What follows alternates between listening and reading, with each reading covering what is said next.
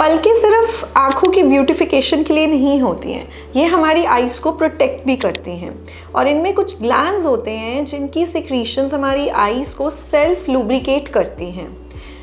कभी कभी इन आईलिड्स में भी प्रॉब्लम्स हो सकती हैं जिनकी वजह से वाटरिंग होता है, डिस्कम्फर्ट, इरिटेशन, रेडनेस, ये सब कुछ हो जाता है। Today we will discuss about the eyelid lesions. सबसे पहले हम बात करते हैं जो वेरी कॉमनली आप सबने एक्सपीरियंस किया होगा, स्टाई या फिर जिसको हम आईलिड पे यूजली पेशेंट्स कंप्लेन करते हैं कि दाना हो गया है और वो पेनफुल होता है। तो स्टाई में क्या होता है कि यहाँ पे जो हमारे ग्लैंड्स होते हैं वो ब्लॉक हो जाते हैं और उनमें इन्फेक्शन हो जाती है, तो उसकी वजह से वहाँ पे एकदम रेड बम्प आ जाता है और पेन होता है। तो उसमें हमें यूजुअली एंटीबायोटिक्स हम प्रिस्क्राइब करते हैं, हीट कंप्रेशंस बताते हैं पेशेंट को, जिससे वो ठीक हो जाता है। बट कॉजेज़ क्या हैं उसके?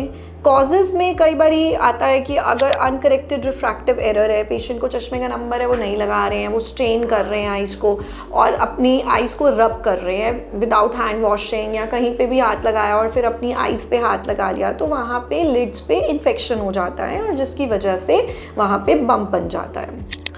Another problem is a chalazion. Now, what happens in the chalazion is आपकी eyelids पे होते हैं मेबोमियन ग्लैंड्स। मेबोमियन ग्लैंड्स की जो सिक्रीशंस होती हैं वो आई को लुब्रिकेट करती हैं। अब वो ग्लैंड्स की होती हैं डक्ट्स, जो यहाँ एकदम एज ऑफ द लिड पे ओपन हो रही होती हैं। अब वो डक्ट्स हो जाती हैं क्लोज। इन्फ्लामेशन भी हो सकता है या फिर अगेन कोई डस्ट पार्टिकल्स थे, वहाँ इन्फेक्शन हुआ, उसके बाद वो क्लोज हो गई। अब जब वो क्लोज हो जाती है तो सिक्रीशंस बाहर नहीं आ रही, अंदर ही रह रही हैं, अंदर रह के वहाँ पे एक्यूमुलेट हो रही हैं और एक्यूमुलेशन जब हो जाती है तो एक अच्छा खासा बम्प बन जाता है आईलिड्स के ऊपर। तो कभी कभी वो इन्फ्लेम्ड भी होता है, पेन होती है जो फिर सबसाइड कर जाता है if we give antibiotics to the patient या हीट कंप्रेशन से, but that bump will not go. Redness जो होती है इन्फेक्शन की वजह से वो चले जाएगी, but bump will not go. And इसी तरीके से हम डिफ्रेंशिएट भी कर पाते हैं बिटवीन स्टाई एंड चलेजियन। तो चलेजियन का treatment then is surgical.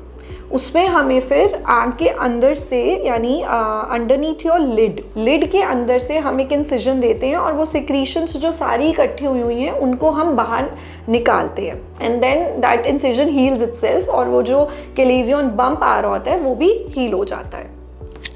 Therefore अगर कुछ भी ऐसा आपको लग रहा है कि आई में डेवलप कर रहा है तो आपको इमीडिएटली ऑप्थेल्मोलॉजिस्ट के पास जाना है और अपना चेकअप कराना है। So if you have any questions related to the lid lesions, just write down in the comments and we will answer all your queries.